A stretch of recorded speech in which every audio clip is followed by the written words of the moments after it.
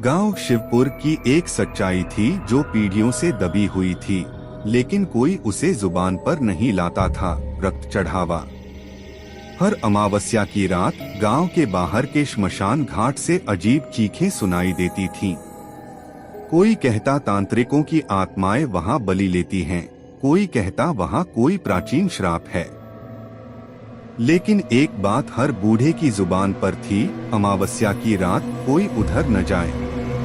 पहला भाग, पुरानी हवेली और भैरवनाथ। गांव से कुछ ही दूर एक वीरान हवेली थी, भैरवनाथ की हवेली। आज से करीब 100 साल पहले वहां एक सिद्ध तांत्रिक रहा करता था, जो अपने तांत्रिक प्रयोगों के लिए कुख्यात था। कहते हैं उसने मृत्यु को जीतने का रहस्य पा लिया था, लेकिन कीमत थी रक्त चढ़ावा। हर अमावस्या को वह किसी मानव की बलि देता और उसी रक्त से अपनी तंत्र शक्ति को पोषित करता।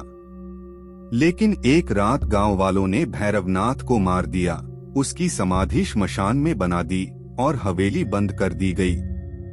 परंतु मरने से पहले उसने श्राप दिया, जब तक रक्त नहीं चढ़ेगा मेरी आत्मा तृप्त नहीं होगी, और जब चढ़ावा बंद होगा मौत हर द्वार पर दस्तक देगी। दूसरा भाग, नए युवक की जिज्ञासा। 2024 का साल था। गांव में पढ़ाई करके लौटे एक युवक आदित्य ने गांव की इस बकवास कहानी को अंधविश्वास कहा। अरे दादा, ये सब झूठ है। श्मशान में कोई आत्मा नहीं भटकती।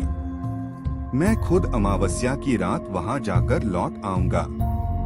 बूढ़े दादा ने डांटते हुए कहा, बेटा, कहानियां झूठ हो सकती हैं, पर उस श्मशान की मिट्टी आज भी खून पीती है। लेकिन आदित्य नहीं माना। कैमरा, टॉर्च और मोबाइल लेकर वह निकल पड़ा उस रात श्मशान की ओर। तीसरा भाग, श्मशान की अमावस्या। रात गहरी थी, पेड़ों की शाखाएं ऐसे झूल रही थीं जैसे कोई फंदा बना रही हो। श्मशान में पहुंचते ही आदित्य ने कैमरा चालू किया, लेकिन कुछ रिकॉर्ड नहीं हुआ। स्क्रीन काली हो गई। अचानक हवा में गूंजने लगी एक मंत्र की आवाज, ओम काल भैरवाय नमः।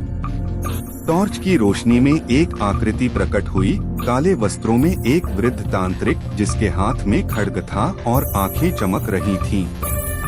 तेरे साहस को दाद देता हूँ, पर तुझे चढ़ावा बनना होगा। आदित्य भागने लगा, लेकिन चारों ओर अग्नि की लपटें उठने लगी। रास्ते बंद हो गए और एक भयानक चीख के साथ वह जमीन पर गिर पड़ा। उसके शरीर से खून बहने लगा। चौथा भाग, अगली सुबह। सुबह गांव में हलचल मच गई। आदित्य का शव श्मशान के पास मिला, उसका गला रेत दिया गया था और शव के पास वही खड्ग रखा था जिस पर सूखा खून लगा था। पंडित हरिनाथ ने शव देखकर कहा, श्राप जाग चुका है। अब हर अमावस्या को कोई न कोई जाएगा, जब तक कोई तांत्रिक उसकी आत्मा को मुक्त न कर दे। गांव वालों ने फिर से डर के साये में जीना शुरू किया। पांचवा भाग, रहस्य का खुलासा। कई वर्षों बाद एक महिला तांत्रिका गायत्री देवी गांव आई। वह भैरवनाथ की आत्मा को शांति देने आई थी। रक्त चढ़ावा सिर्फ बलि नहीं, भैरवनाथ की आत्मा के पुनर्जन्म की प्रक्रिया है। वह हर चढ़ावे से और शक्तिशाली होता जा रहा है।